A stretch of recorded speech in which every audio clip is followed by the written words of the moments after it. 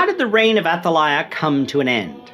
This is the question we seek to answer today as we continue our verse-by-verse study of the book of 2 Chronicles on walking through the Bible. His word, the glory of his cross.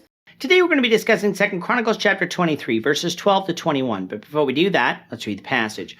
If you have a Bible with you, turn to 2 Chronicles chapter 23, verse 12.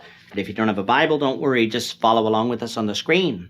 The version that we'll be reading from is the New King James Version.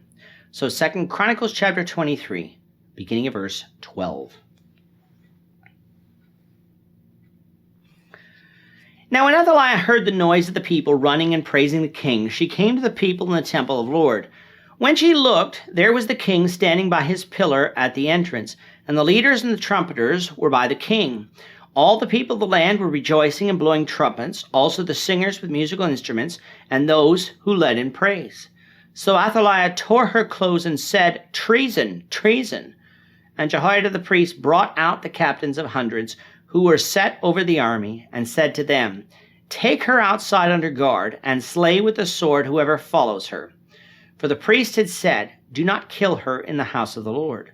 So they seized her, and she went by the way of the entrance of the horse gate into the king's house, and they killed her there. Then Jehoiada made a covenant between himself, the people, and the king, and that they should be the Lord's people. And all the people went to the temple of Baal and tore it down. They broke in pieces its altars and its images, and killed Matan, the priest of Baal, before the altars. And also Jehoiada appointed the oversight of the house of the Lord to the hand of the priests, the Levites, whom David had assigned in the house of the Lord, to offer the burnt offerings of the Lord, as it is written in the law of Moses, with rejoicing and with singing, as it was established by David.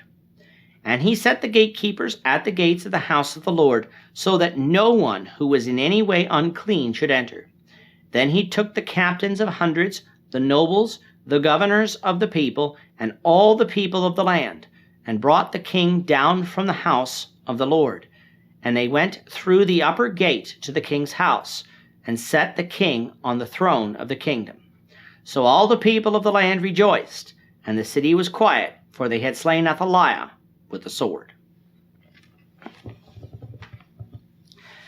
In our last lesson, we discussed the plan by Jehoiada the high priest to overthrow Athaliah, who had installed herself as queen and ruler over Judah. Now often in scriptures, followers of God are told to submit to their rulers, even if those rulers are evil, so long as they don't force you to commit evil yourselves. However, in Israel, we need to remember that God is king. Sure, there is an earthly ruler, but God is the one through whom the king is anointed and approved. Athaliah was not of the house of David, nor was she anointed by the priest or prophet of God. Therefore, she was an illegitimate ruler. The problem at the time was the legitimate ruler of Judah was a baby, Joash, whom Jehosheba, the wife of Jehoiada, had secretly protected from Athaliah's slaughter of the royal heirs. Thus, Jehoiada needed to wait until Joash was old enough to become king. A period we're told was 6 years, meaning that Joash is 7 years old when he becomes king, a fact that chapter 4 will make clear. Now, normally you might think that a 7-year-old is not ready to be king, and I'm sure Joash would have had regents and advisors to help him, but that's how bad things were in Judah, that even a child would be better than Athaliah. And so when Joash was anointed and crowned king, all the people present rejoiced. And since the royal palace was next to the temple, it was only natural for Athaliah to hear the commotion and to come and investigate. And when she came to the temple, she saw Joash standing by a pillar according to the custom. Remember, the temple built by Solomon had 2 pillars, the one on the right hand named Jachin, and the one on the left named Boaz. It appears that in the intervening years it became a custom in Judah to anoint the king next to one of these pillars, but exactly when this custom came into being, we don't know. Seeing this, Athaliah yelled out treason, which I find ironic because she is only queen over Judah because she committed treason against the Lord's anointed. Jehoiada the high priest was not going to take any chances that Athaliah might be able to summon some forces and kill Joash, So he immediately called for the guards to seize her and execute her, along with any of those who followed her. She wasn't, however, executed at the temple, lest the temple become defiled. Instead, she was taken by way of the horse's entrance into the king's house and killed there. Thus ended the short, tyrannical reign of the only queen of Israel, Athaliah, wife of Jehoram and daughter of Ahab. And with her death came religious revival in Judah. Recall that since the days of Jehoram, a period spanning about 15 years, Judah was ruled over by kings and an evil queen. And it was so bad that a temple of Baal had been erected in Jerusalem, with the time and place of its construction being unknown. On the screen now is a temple of Baal that has been unearthed in Shechem, so you can get an idea of the possible size of the temple of Baal in Jerusalem. After Athaliah's death, the people tore down the temple of Baal, along with its altars and images. They killed Matan, the priest of Baal.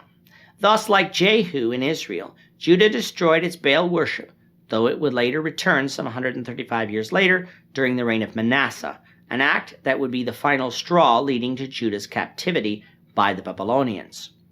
With the Baal temple now destroyed, Jehoiada went about the process of appointing officers in the house of the Lord from among the Levites to restore the proper worship of Jehovah that had obviously ceased during Athaliah's reign, probably under her threat. These officers followed the pattern that had been set up by David some 130 years before, with each family of the Levites fulfilling their specific roles.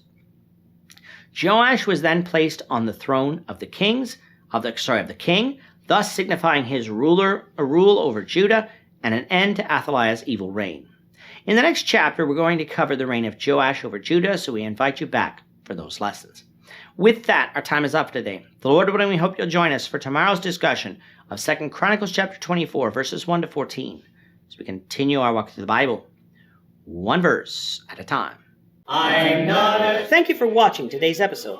We hope that you found it edifying and ask that you not only subscribe to our channel and podcast, but that you like and share this episode among your friends, so that the saving gospel of Jesus Christ can go out to the whole world.